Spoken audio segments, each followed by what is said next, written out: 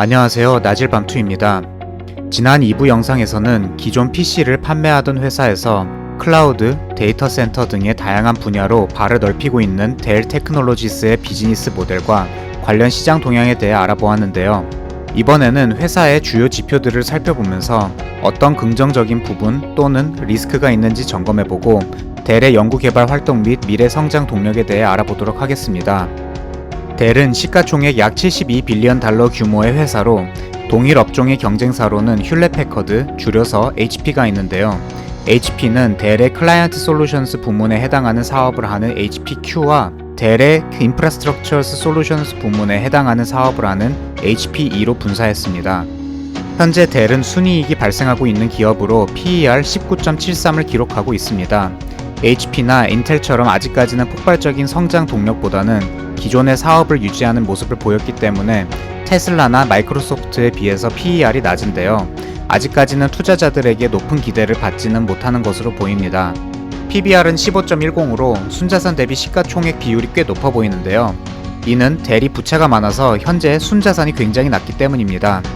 최근까지의 델의 행보는 사업 개편을 하면서 코어 부채를 줄이고 있었는데요. 아직까지는 높은 부채로 인해 순자산이 적어서 그런지 비슷한 업종의 HP나 인텔은 물론 VM웨어보다도 높은 수준으로 유지되고 있는 모습입니다. PSR은 0.73으로 매출액보다도 낮은 시가총액을 기록하고 있는데요. 이는 경쟁사 HP와 비슷하며 소프트웨어 기업인 VM웨어나 마이크로소프트에 비해서 낮은 것으로 보아 델이 속한 산업은 매출의 규모보다는 순이익 마진율을 더 중요시하게 여겨지는 것으로 보여집니다.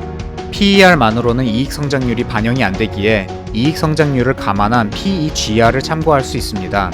PEGR을 일반 대중에 먼저 소개한 피터 린치는 PEGR 기준을 1로 잡고 0.5 미만이면 저평가로 매수를, 1.5 이상이면 고평가로 매도를 권합니다. 성장률이 높은 기업의 경우 이익 대비 주가가 높은 PER이 기록되는 경우가 많은데요. 비록 높은 PER이어도 이익 성장률 또한 충분히 그에 비례해서 높으면 저평가로 판단할 수 있는 논리입니다. PER이 408로 굉장히 높은 테슬라도 PEGR은 2.63으로 마이크로소프트와 크게 차이가 안 나는 것만 봐도 알 수 있습니다. 에비타는 10.3빌리언 달러로 기업 가치인 엔터프라이즈 밸류에서 나누면 10.8이 기록되고 있습니다. 기업 가치는 시가총액과는 달리 기업을 인수할 때 얼마가 필요한지를 말해주는 지표로 기업 가치 나누기 에비타 지표는 얼마나 기업이 저평가되었는지를 알려줍니다. 델은 현재는 경쟁사인 HP나 반도체 업체인 인텔보다는 높게 나오며 VM웨어, 마이크로소프트보다는 낮게 나옵니다. 마지막으로 부채 및 순자산 관련 지표인데요. 우선 ROE는 55.75%로 순자산 대비 이익률이 높은 것으로 나타납니다. 하지만 이는 부채가 많아서 순자산이 적기 때문에 높게 나타난 것으로 볼 수 있습니다. 총 자산 대비 이익률인 ROA가 2.98%로 ROE에 비해 큰 차이가 나는 것만 보아도 알 수 있고 부채 대비 순자산 비율이 460.45로 전반적으로 표의 비교 대상 회사들보다 압도적으로 높은 것으로 보아 델이 다른 회사들에 비해 비율적으로 부채가 많다는 것을 알 수 있습니다. 델이 VM웨어를 스핀오프하게 될 시 VM웨어의 규모가 빠지게 되면서 시가총액 등 여러 지표가 바뀌게 될 텐데요. 본격적인 델의 행보를 알기 위해서는 올해 10월에서 11월에 나타날 VM웨어 스핀오프 이후의 지표를 확인하는 것이 가장 정확할 듯 합니다. 이는 추후 델의 실적 보고를 토대로 보여드리도록 하겠습니다. 앞서 언급했듯 델을 분석할 때 빠질 수 없는 게 바로 부채입니다. 델의 부채는 크게 코어 부채, DFS 관련 부채, 그리고 마진 로언 등 기타 부채로 나뉘는데요. 여기서 중요한 것은 코어 부채의 감소입니다. 코어 부채는 쉽게 말해서 델이 채권 등을 발행해서 빌린 돈의 규모인데요. 이 코어 부채가 크면 클수록 델의 신용도가 위험 등급으로 분류되기 때문에 델은 19년도 39.3빌리언 달러에서 현재 2분기 실적 보고까지 27.6빌리언 달러로 점차적으로 코어 부채를 줄이고 있는 모습을 보여주고 있습니다. 조금 더 자세하게 살펴보겠습니다. 세계 3대 신용평가 회사 중 하나인 무디스가 델의 장기 신용 등급을 평가한 걸 보면 2014년 BA3 등급부터 점차 BA2, BA1 등급으로 올라가는 것을 볼 수 있습니다. 현재 델의 장기 신용 등급은 BA1으로 이는 안전 등급인 인베스트먼트 그레이드보다 한 등급 아래인 것을 볼 수 있습니다. 여기서 인베스트먼트 그레이드 등급을 받는다는 것은 쉽게 말하면 회사가 투자하기에 위험하지 않다는 공인을 받은 것이며, 채권을 발행해도 채권자에게 지급해야 하는 이자율이 낮아져서 회사에 부담이 되지 않음을 뜻합니다. 최근 9월 17일 기사에서는 또 다른 세계 3대 신용평가 기관인 피치에서 올라온 기사인데요. 델의 신용 등급을 드디어 BB+에서 BBB-로 승격시켰음을 알리는 기사입니다. 델을 관심있게 지켜보는 투자자 입장에서는 좋은 소식인 것 같습니다. 다음은 델 테크놀로지스의 회계 연도 기준 연도별 매출입니다. 매출만 보았을 때는 2018년부터 2021년까지 쭉 오르고 있는 추세이지만 EMC를 인수하고 가파른 성장을 했던 것에 비하면 성장은 살짝 정체되어 있는 모습입니다. 순이익을 보면 회계연도 2018년, 19년에는 마이너스였다가 2020년에 흑자 전환을 했습니다. 각종 비용을 줄여 매출 총이익률을 높인 결과로 해석이 됩니다. 가장 최근의 실적인 회계연도 21년 순이익은 3.25 빌리언 달러, 순이익률은 3.4%로 매출 대비 이익이 높은 회사는 아닌 것으로 보이네요. 다음은 분기별 매출입니다. 분기 매출은 약 250억 달러 수준, 원화로 약 30조 원 정도의 매출을 분기마다 내고 있고, 매출 규모는 비슷한 수준으로 유지되고 있습니다. 최근 분기의 매출 총이익률도 30% 정도를 유지하고 있으며 자연스레 순이익도 800밀리언 달러 이상 꾸준히 내고 있습니다. 그리고 순이익의 약 1.5배의 예산이 연구개발비에 쓰이는 것을 볼 수 있는데요. 다음은 델의 연구개발 활동에 대해서 알아보겠습니다. 보시는 차트는 연도별 연구개발 비용입니다. EMC 인수 전후가 극명하게 구분되는데요. 16년부터 18년 기간 동안 약 4배 이상 증가하였고, 그 이후로도 꾸준히 증가하는 추세입니다. 그럼 델의 연구개발비는 어디에 쓰이고 있을까요? 지난 3월에 공시한 회계연도 21년 연간 보고서에서 연구개발에 대한 내용이 있어서 찾아보니, 델은 먼저 첫 문장에 우리는 가격 경쟁력이 있는 확장 가능한 기술 솔루션을 개발하는 데 초점을 두고 있다고 합니다. 그리고는 우리 솔루션의 기반이 되는 소프트웨어를 개발하는 데 많은 비중을 둔다고 덧붙입니다. 추가적으로 델 테크놀로지 캐피털이라는 법인을 통해 초기 단계에 있는 벤처 회사나 작은 회사들에게 투자를 하고 있으며, 데이터 센터, 클라우드, 네트워킹, 보안 등 여러 유망한 사업 분야의 개발자들을 보유하고 있음을 언급하지만 구체적으로 R&D 예산이 어떻게 분배되고 있는지는 공시하고 있지 않았습니다. 그 이유는 간단합니다. 델 테크놀로지스는 전 세계적으로 70개국 이상 나라에서 직접 사람들을 고용하여 운영하는 다국적 기업이며, 미국뿐만 아니라 인도, 러시아, 브라질, 싱가포르, 중국 등의 나라에서 연구개발을 중점적으로 수행하는 부서 또는 센터를 운영하고 있기 때문에 전 세계 도처에서 수행하는 연구개발 활동에 대한 내용을 종합하기란 여간 쉬운 일은 아닐 것 같아 보입니다. 델이 집중하고자 하는 부분을 알아보기 위해 델의 신규 고용 현황을 알아보았습니다. 현재 5,800여 개의 포지션을 채용 중이며 미국, 인도, 중국 순으로 채용이 활발하게 진행이 되고 있습니다. 엔지니어링 연구개발 관련 포지션은 그중 약 2,600여 개로 신규 채용 부분에서 상당히 많은 비중을 차지하고 있습니다. 거의 모든 분야의 엔지니어링 포지션을 채용하고 있었으며 그중 소프트웨어 엔지니어의 비중이 가장 높았습니다. 그리고 AI와 관련된 데이터 사이언스, 분석가, 클라우드와 엣지 등 비교적 신사업 분야도 신규 고용이 활발하게 진행되고 있었으며 각종 계열사의 채용 현황도 확인할 수 있었습니다.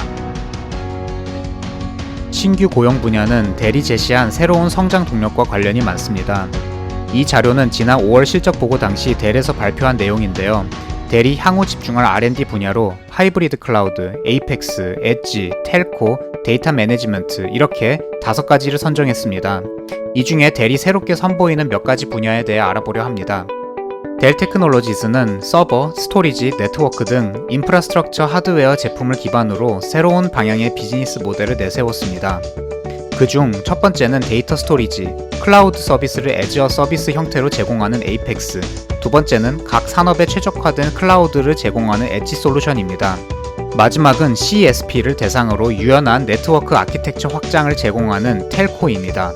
우선 에이펙스에 대해 말씀드리자면 최근 2021년 5월 델은 에이펙스 포트폴리오를 발표하며 데이터 스토리지, 클라우드 서비스를 애즈어 서비스 형태로 제공하는 솔루션을 제시하며 새로운 방향의 비즈니스 추진을 발표했습니다. 이를 통하여 기업의 IT 인프라스트럭처의 유지관리 등에 소모되는 인력과 비용을 획기적으로 줄일 수 있는 방법을 제안합니다. 이와 같은 애즈어 서비스 형태의 솔루션은 델이 가지고 있는 다양한 하드웨어 제품군을 기반으로 이루어질 수 있었습니다. 에이펙스는 에이펙스 데이터 스토리지 서비스, 에이펙스 클라우드 서비스로 구성되며 에이펙스 컨솔이라는 플랫폼을 통해 구독, 모니터링 및 관리 모두 가능합니다. 특이점은 에이펙스 서비스에 사용되는 인프라스트럭처는 모두 대리 제공, 소유, 관리합니다. 또한 구독 형태로 서비스를 사용할 수 있기에 사용자의 사용량에 따라 비용이 측정되며 향후 비즈니스 구조 변화에 따라 확장 또는 축소에 용이합니다. 다음으로 대리 집중하고 있는 분야로 엣지 컴퓨팅 분야입니다. 최근 $51 million 투자하여 싱가포르의 리서치 센터를 구축하면서 엣지 컴퓨팅을 연구 분야 중 한 가지를 선정했는데요. 여기서 엣지 컴퓨팅이란 클라우드 컴퓨팅의 처리 속도 지연, 고비용 문제, 보안 문제와 같은 단점을 보완하기 위하여 발생한 아이디어입니다. 엣지 컴퓨팅은 응답 시간을 개선하고 대역폭을 절약하기 위해 필요한 곳에 연산과 데이터 스토리지를 도입하는 분산 컴퓨팅 패러다임의 하나로서 엣지에서 콘텐츠 캐시, 서비스 딜리버리, 스토리지 및 IoT 관리를 제공해줍니다. 델의 엣지 솔루션은 제조, 의료, 공공 등 다양한 분야에서 적용되고 있습니다. 그 중에서 제조 분야의 적용 사례를 살펴보자면 제조 현장에서 엣지로부터 데이터 관리를 위해 델의 VxRail과 VMware의 vSphere, vSAN을 활용하여 에이펙스 프라이빗 클라우드를 구성합니다. 타 업체인 제조 공정 관리를 위한 PTC사의 띵웍스와 파트너 네트워크를 결합하여 하나의 엣지 시스템을 통합하였습니다. 이와 같은 방법으로 제조 현장에서 데이터를 클라우드화하고 엣지 단계에서 다양한 데이터 아날리시스를 지원하여 신속하고 안정적인 데이터 센터를 구축할 수 있게 됩니다. 마지막으로 텔코 솔루션입니다. 2021년 모바일 기기로부터 발생되는 데이터량은 매월 48.3EB에 달하고 있는데요. Communications Service Providers, 줄여서 CSP, 즉 네트워크를 기반으로 모바일 서비스, 컨텐츠, 엔터테인먼트, 앱 서비스를 제공하는 업체들의 데이터 수요량을 충족시키기 위해 네트워크 인프라를 확장하고 있는 상황입니다. 하지만 현재의 네트워크 아키텍처는 하드웨어 장비를 기반으로 그 안에 소프트웨어가 종속되어 있는 형태로 스케일업하기가 굉장히 어렵습니다.